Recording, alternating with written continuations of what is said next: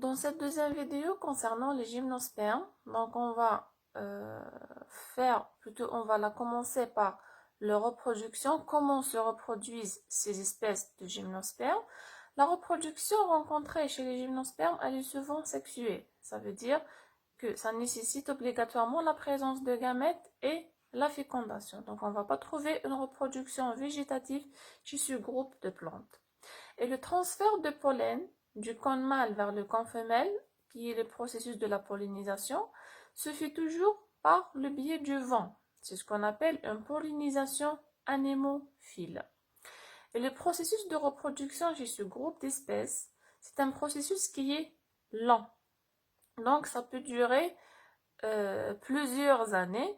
D'ailleurs, chez le même arbre, chez plusieurs espèces, sur le même arbre, on peut trouver plusieurs générations de cônes femelles en même temps. Donc, si on prend par exemple le pin, sur le même pied, on va trouver des cônes de cette année, les cônes de la deuxième année et les cônes de la troisième année qui sont les cônes les plus matures. Donc, en même temps, sur le même arbre, on peut trouver des cônes de plusieurs générations. C'est parce que le processus de reproduction, qui sont l'embryogenèse, donc la formation de l'embryon et la fécondation, c'est un processus qui est lent.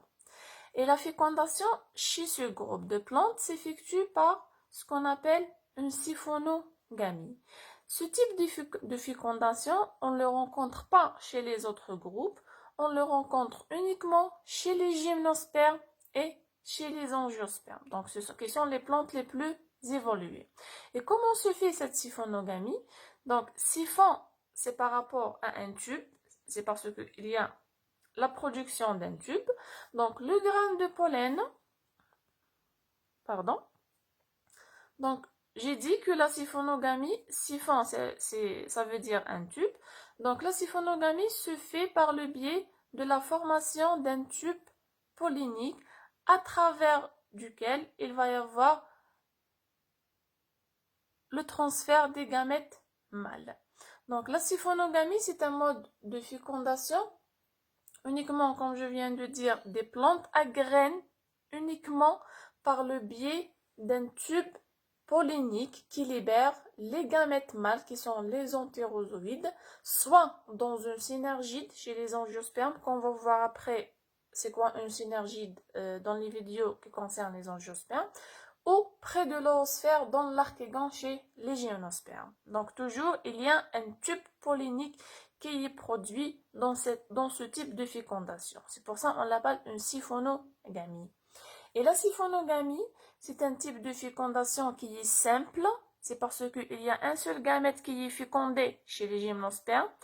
Et elle est double chez les angiospermes. C'est parce qu'il y a deux gamètes ou deux cellules qui sont fécondées chez les angiospermes qu'on va voir après. Maintenant, on va voir les caractères anatomiques des gymnospermes. Donc, quels sont les caractères qui caractérisent ce groupe de plantes? Comme on a dit dans la vidéo précédente, que les gymnospermes sont toutes des espèces qui sont ligneuses, ça veut dire des arbres. Et les arbres, ce sont des individus qui vivent pour longtemps, donc ils ont besoin de tissus secondaires ou des formations secondaires qui sont des formations libéroligneuses, donc il y a la présence du libère et de la lignine, et aussi des formations secondaires subérophylodermiques. Et le bois de ces gymnospermes, c'est un bois qui est homogène, ça veut dire qu'il n'est formé qu'un seul type d'élément, et cet élément-là, ça correspond aux trachéides à ponctuation aréolée. Donc, dans le bois des gymnospermes, on ne va trouver que les trachéides à ponctuation aréolée. Et au niveau de ce bois-là, on va trouver des canaux sécréteurs ou un appareil sécréteur. Et le rôle de cet appareil sécréteur, c'est de la sécrétion de la résine. Donc, comme on a dit que les gymnospermes, on les appelle aussi les résineux, c'est parce qu'ils sécrètent une substance assez spéciale, une substance gluante qui a une odeur assez caractéristique, qui s'appelle la résine. Et cette résine-là, elle est sécrétée par un appareil sécréteur.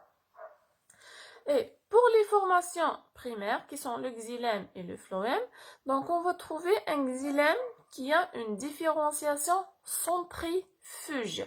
Ça veut dire que la différenciation du xylème se fait du centre vers l'extrémité. C'est une différenciation qui fuit le centre.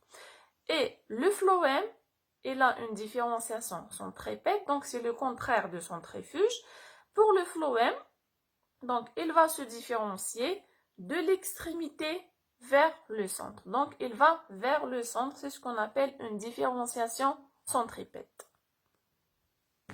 Donc vous voyez ici une coupe transversale dans une tige du pin où vous voyez le bois qui est homogène. Donc on l'appelle un bois homoxylé, c'est parce qu'il est constitué d'un seul type d'éléments qui sont les trachéides à ponctuation aréolée. Et vous voyez aussi la présence d'un canal sécréteur où il va y avoir la sécrétion de la résine. Donc ici c'est la même chose, c'est une coupe transversale du bois homoxylé de pin. Donc ici au fort grossissement, vous avez un bois homoxylé avec un canal sécréteur qui sécrète la résine.